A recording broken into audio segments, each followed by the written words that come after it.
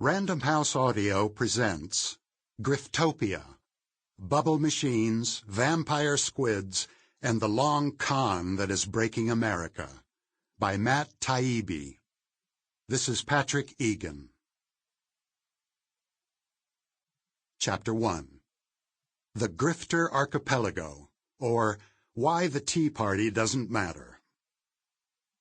Mr. Chairman, delegates, and fellow citizens, the roar of the crowd is deafening. Arms akimbo as the crowd pushes and shoves in violent excitement. I manage to scribble in my notebook, "Place going absolutely apeshit."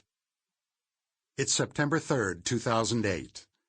I'm at the Excel Center in St. Paul, Minnesota, listening to the acceptance speech by the new Republican vice presidential nominee, Sarah Palin. The speech is the emotional climax of the entire 2008 presidential campaign, a campaign marked by bouts of rage and incoherent tribalism on both sides of the aisle. After 18 long months covering this dreary business, the whole campaign appears in my mind's eye as one long, protracted scratch fight over internet-fueled nonsense. Like most reporters, I've had to expend all the energy I have just keeping track of who compared whom to Bob Dole, whose minister got caught griping about America on tape, who sent a picture of whom in African ceremonial garb to Matt Drudge. And because of this, I've made it all the way to this historic Palin speech tonight, not having the faintest idea that within 2 weeks from this evening, the American economy will implode in the worst financial disaster since the Great Depression. Like most Americans, I don't know a damn thing about high finance. The rumblings of financial doom have been sounding for months now. The first half of 2008 had already seen the death of Bear Stearns, one of America's top 5 investment banks, and a second, Lehman Brothers, had lost 73% of its value in the first 6 months of the year and was less than 2 weeks away from a bankruptcy that would trigger the worldwide crisis. Within the same 2-week time frame, a third top 5 investment bank, Merrill Lynch, would sink to the bottom alongside Lehman Brothers, thanks to a hole blown in its side by years of reckless gambling debts. Merrill would be swallowed up in a shady, state-aided backroom shotgun wedding to Bank of America that would never become anything like a major issue in this presidential race. The root cause of all these disasters was the unraveling of a massive Ponzi scheme centered around the American real estate market. A huge bubble of investment fraud that floated the American economy for the better part of a decade. This is a pretty big story, but at the moment I know nothing about it. Take it as a powerful indictment of American journalism that I'm far from alone in this among the campaign press corps charged with covering the 2008 election. None of us understands this stuff. We're all way too busy watching to make sure X candidate keeps his hand over his heart during the Pledge of Allegiance, and Y candidate goes to church as often as he says he does, and so on. Just looking at Palin up on the podium doesn't impress me. She looks like a chief flight attendant on a Piedmont flight from Winston-Salem to Cleveland, with only the bag of almonds and the polyester kerchief missing from the picture. With the Junior Anti-Sex League rimless glasses and half updo with a bumpet, she comes across like she's wearing a cheap Halloween getup McCain's vice presidential search party bought in a bag at Walgreens after midnight. 4-piece costume, pissed-off white suburban female. $19.99 plus tax.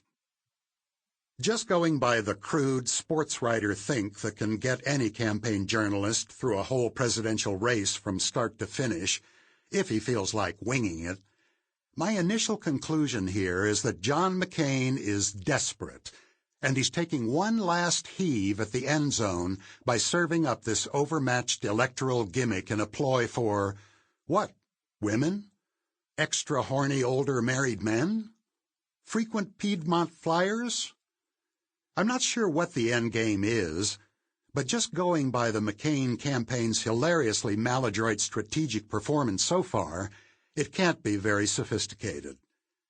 So I figure I'll catch a little of this cookie-cutter political stump act, snatch a few quotes for my magazine piece, then head to the exits and grab a cheesesteak on the way back to the hotel. But will my car still be there when I get out? That's where my head is as Sarah Palin begins her speech.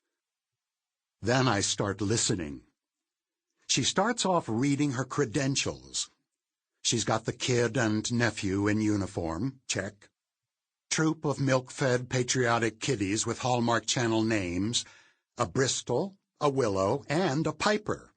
A rare Martin Mull caliber whiteness trifecta, check. Mute macho husband on a snow machine, check. This is all standard issue campaign decoration so far, but then she starts in with this thing about Harry Truman. My parents are here tonight, and I am so proud to be the daughter of Chuck and Sally Heath. Long ago, a young farmer and haberdasher from Missouri followed an unlikely path to the vice presidency. A writer observed, "We grow good people in our small towns, with honesty, sincerity, and dignity." I know just the kind of people that writer had in mind when he praised Harry Truman. I grew up with those people. They are the ones who do some of the hardest work in America, who grow our food, run our factories, and fight our wars. They love their country, in good times and bad, and they're always proud of America. I had the privilege of living most of my life in a small town. I'm on the floor for the speech, stuck in the middle of a bunch of delegates from, I believe, Colorado, and at the line, "They're the ones who do some of the hardest work," the section explodes in cheers. I look back up at Palin, and she has a bit of a confident grin on her face now. Not quite a smirk, that would be unfair to say, but she's oozing confidence after delivering these loaded lines. From now through the end of her speech, there will be a definite edge to her voice. Before I have any chance of noticing it, she's moved beyond the speaking part of the program and is suddenly, effortlessly, deep into the signaling process, a place most politicians only reach with great effort, and clumsily, if at all. But Palin is the opposite of clumsy. She's in the dog whistle portion of the speech and doing triple lutzes and backflips.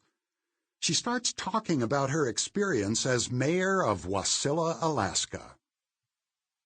I guess a small-town mayor is sort of like a community organizer, except that you have actual responsibilities. I might add that in small towns, we don't quite know what to make of a candidate who lavishes praise on working people when they are listening and then talks about how bitterly they cling to their religion and guns when those people aren't listening. We tend to prefer candidates who don't talk about us one way in Scranton and another way in San Francisco. The TV talking heads here will surely focus on the insult to Barack Obama and will miss the far more important part of this speech, the fact that Palin has moved from talking about small-town folks as they a few seconds ago to we now. We don't know what to make of this. We prefer this. It doesn't take a whole lot of thought to figure out who this we is. Certainly to those listening, if you're part of this we, you know. If you're not part of it, as I'm not, you know even more. Sarah Palin's we is a very unusual character to make an appearance in a national presidential campaign, where candidates almost to the last tend to scrupulously avoid any hint that they're not talking to all Americans. Inclusiveness, telegenic warmth, and inoffensiveness are the usual currency of national campaign candidates. Say as little as possible. Hope some of the undecideds like your teeth better than the other guys. That's usually the way this business works. But Palin, boldly, has tossed all that aside. Sample complete. Ready to continue?